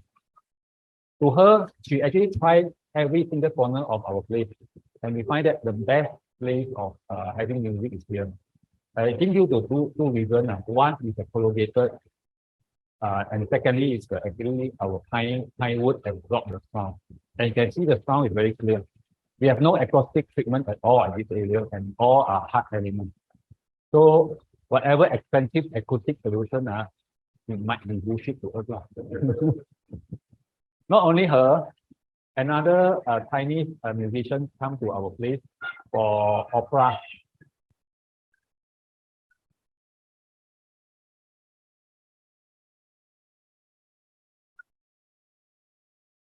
Yeah, from Shanghai, reside in Penang as a MM2H. And this is another singer in Penang, Fang Zhongxia. At that time, it's about 1 a.m. in the morning. We are preparing for another event. Okay, so this is what happened inside the office. So we also have a lot of happening outside the office. This is our common area. You can use it as a concert.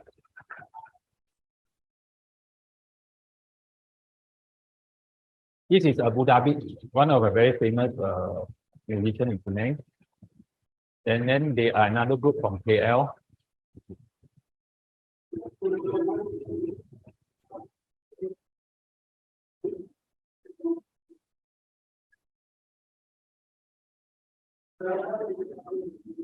So everybody are using the space in a very different way, because we are not purposely define the space as a singing space.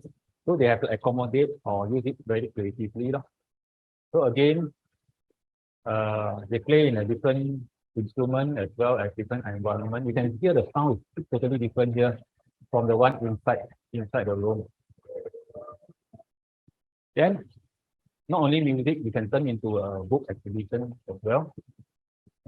Then also, you may see me, I'm brewing coffee, and this is also my experiment.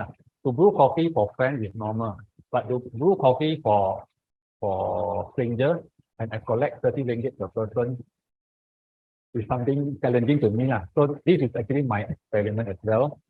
Yeah, another advertisement. Whoever interested, you all are invited to the place tomorrow. I will be doing coffee there, but I'm not collecting 30 ringgit. It's free of charge. So do drop by tomorrow from 2 p.m. Today is an advertisement. Do drop by from 2 p.m. to 6 p.m. in our office. So not only that, we are using it as a private kitchen as well. So this is some of the private kitchen that, and normally she will explain the food. So this is.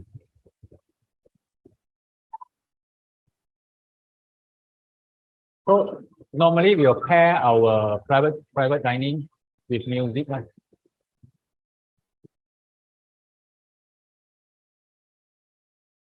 So this is private dining. Yeah. Jinting is here. Yeah. Once upon a time, Jinting is not here. That time you are in overseas, I think. Yeah. His team coming to our place with your client, Robert Boss client, to our place for their dinner. So we are happy to host and this is how the food looks like. This video is interesting. We actually try to cross over music and food. So we asked Abu Dhabi to play a music. The music is actually a continuous music. That's not a song. It's sort of a background music, and the music will be louder when the food already eaten, And when the food is served, the music will soften out as a background. So it's sort of like a soundtrack of a food serving.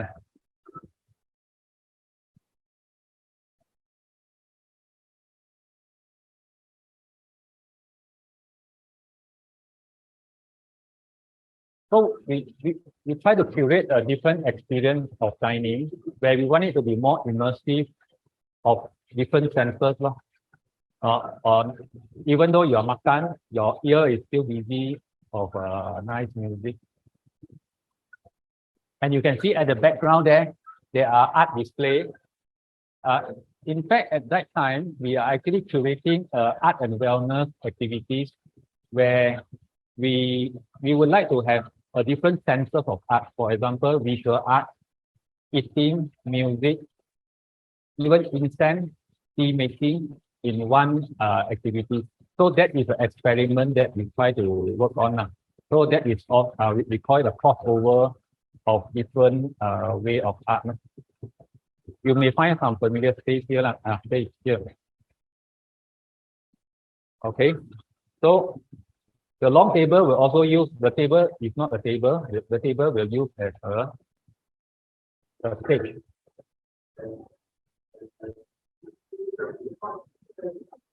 Not only a stage, but become a lion dance place. I'm so nervous, I'm so worried because I'm not sure whether my table can stand the weight of the lion dance jumping and 2 lions come on. But it works now. Then again, we cross over this with music and yoga. So now the yoga is no more yoga, they are like a dancer.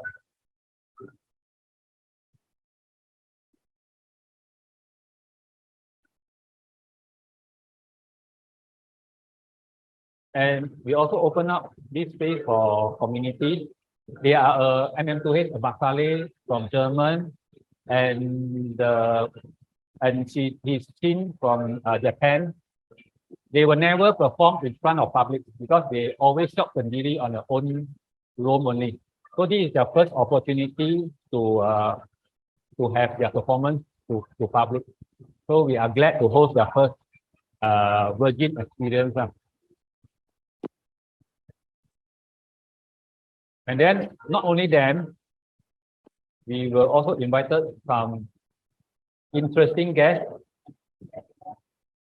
You all may find some familiar space at the back.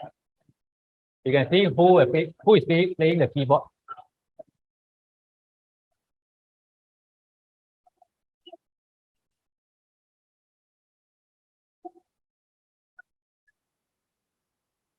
Actually, the one behind here, him, is YB Daryl, and she is YB Sarina, which is recently a new member of parliament.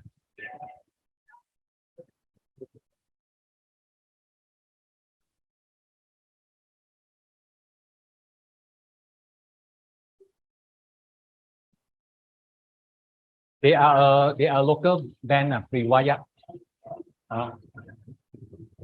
So not on, we also curated exhibition called Empat Kawan, where we have 4 different form of art, small sculpture, plant, painting. I'm one of the artists. Painting is mine. Then the plant is from another guy from I think. So we try to do some crossover exhibitions there. Then over this space, this is our bookshelf. And not only a bookshelf, it's also a wall, and it's also a display area where it can be an exhibition for book exhibition, and it can also turn into a tea ceremony. And during office hour, this is our meeting room.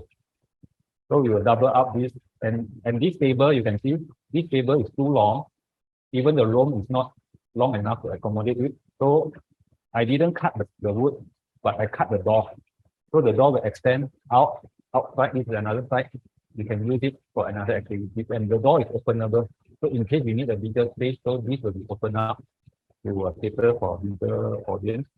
And we are lucky that we receive a lot of visits from friends and supporters where okay, another one is the lawn. The lawn is also very interesting space where people will use it in a very different way.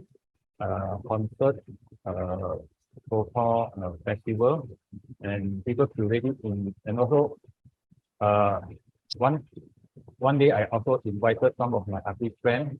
So thanks to them, we had actually changed a lot of interesting drawing and last photo I want to show this. Thanks for walking. This is actually the first the night of the first day, 9th of September, when we moved in. And I think from this is our last slide. Last, I think I want to add on another 2 slides. For this advertisement, this weekend will be a very busy weekend. Today we have a pottery bazaar. Then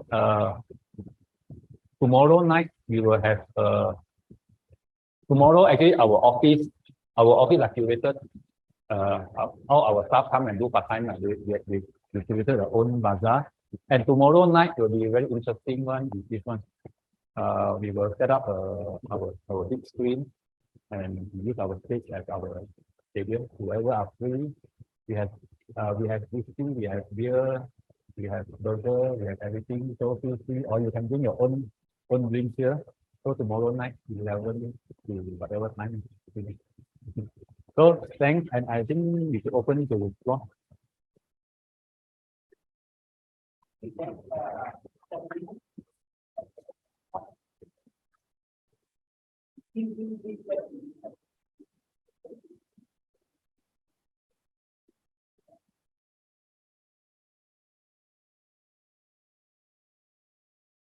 Hey.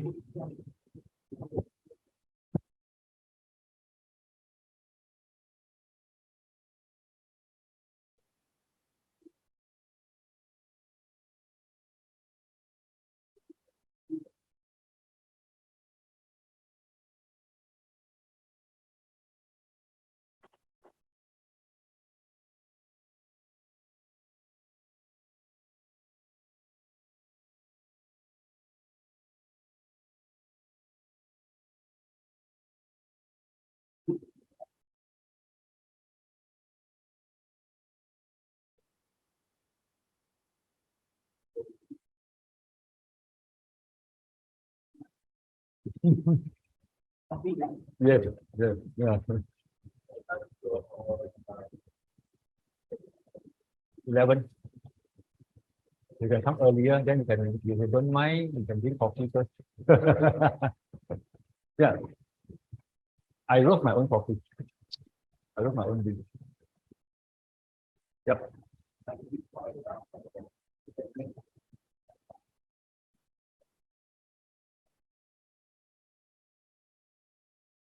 Yes, you are right. I think you are also yeah, you are right. I think today become a cook.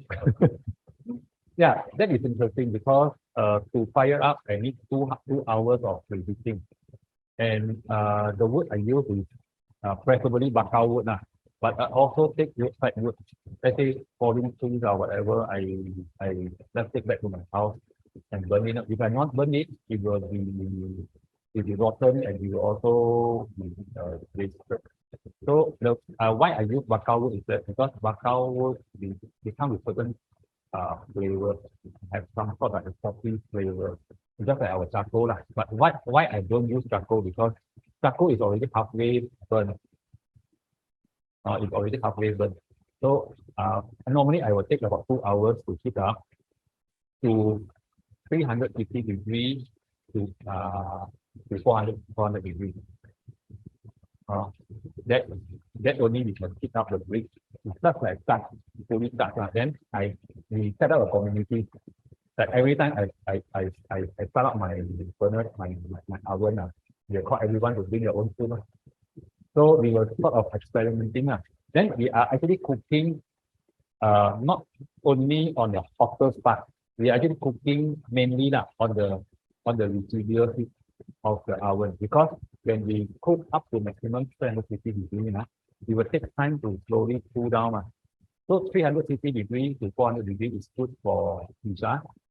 But it cool down to about 280 degrees to 250 degrees. It's good for bread, especially sourdough bread baking. That is also one of my favorites. Then after that, we cool down to about 220 degrees. It will be good for loaf bread, and it's cooler becomes we can cook bread. And at that time, we can start to put our chicken in, if we have stick. Stick will be ideal at about 150 degrees. Then when it further cool down until it reaching about 150 degrees, that we will start to do our slow cooking. Our slow cooking means what? It may take about 1 hour or 2 hours, or 3 hours, or even longer. Or even we can do smoke. Smoke will be better at 150 degrees to 110 degrees. With 150 degrees, it will take us about 3 hours, 1 hour to do a smoke duck. But if we can, if the temperature is go as low as 110 degrees, it will be good. It will take us about 6 hours to do a smoke duck. But the penetration will be deeper, because smoke cannot be higher temperature, because smoke needs moisture. So when it goes even to 90, I still can cook a porridge. Normally, what I do is that at the end of that, when you go down to the 90 degrees, I just put my porridge in. Next morning, I open up. It will be totally cooked and nice to eat.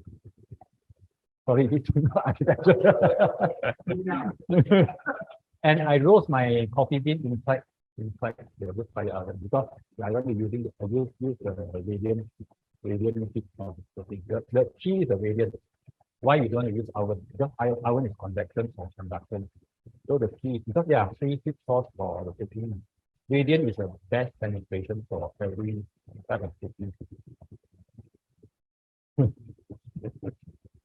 So welcome to my house.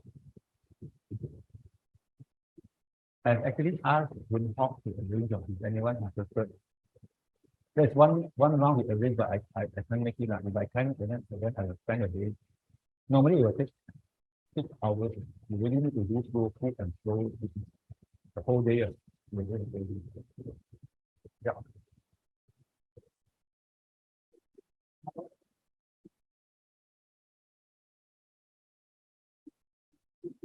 Yeah.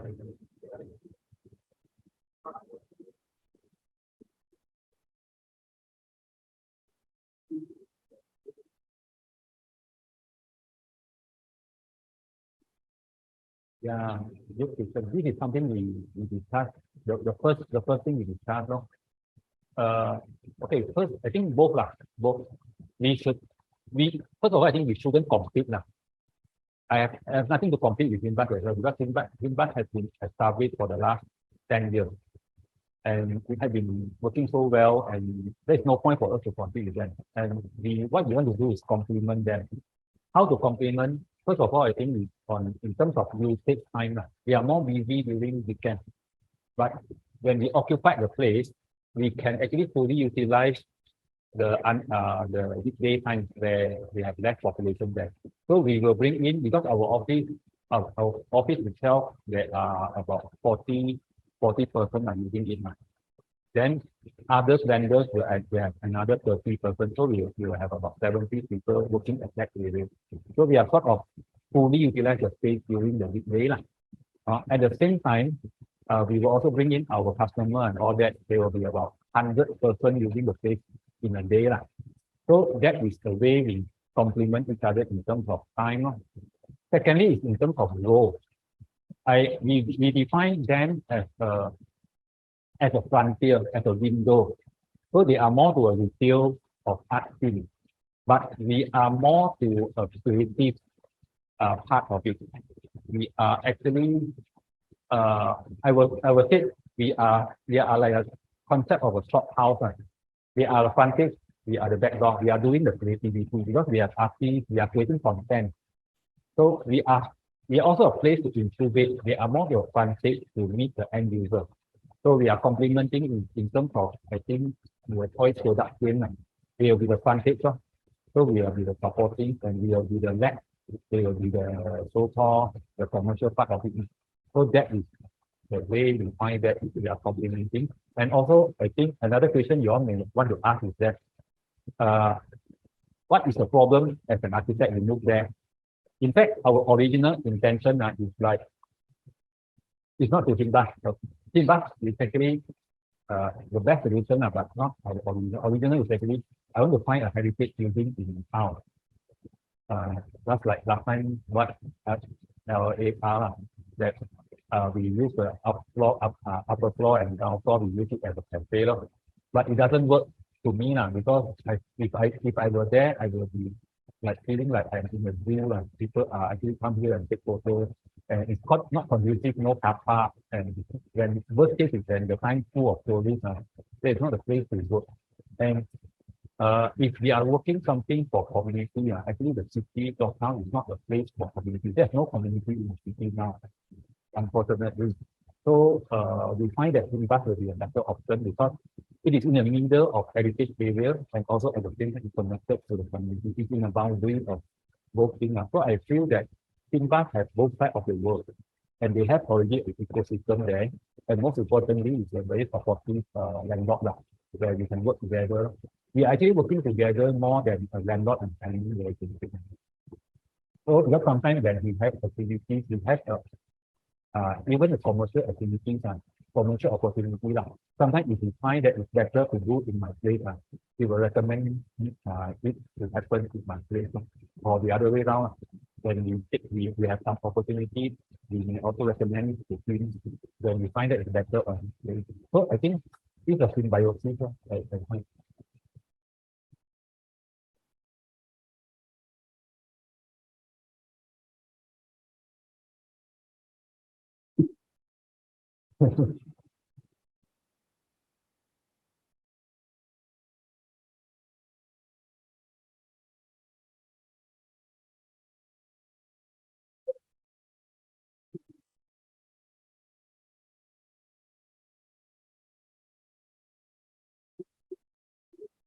Hold on. Yeah.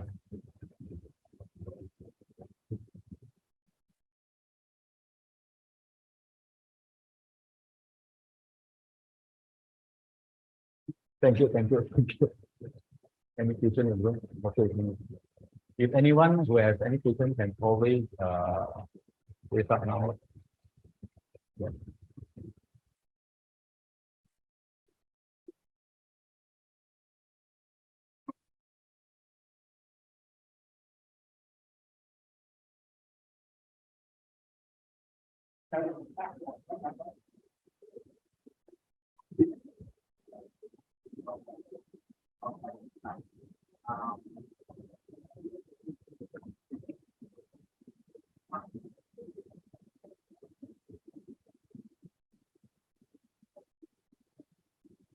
Thank you. Sorry, I don't get your question.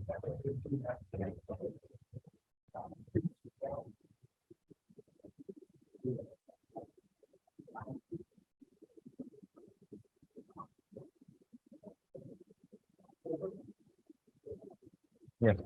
Yes. Yes. I mean all the ground floor. No reason. The reason is very simple. Fire safety, cost saving.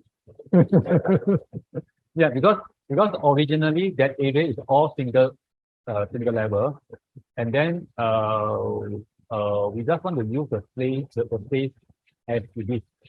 The second layer is actually a very small active place where we can conveniently use it, which is already use it as whatever previous owner use it. So our idea is that we want to, we as an architect, normally we have ego. We want to keep our ego.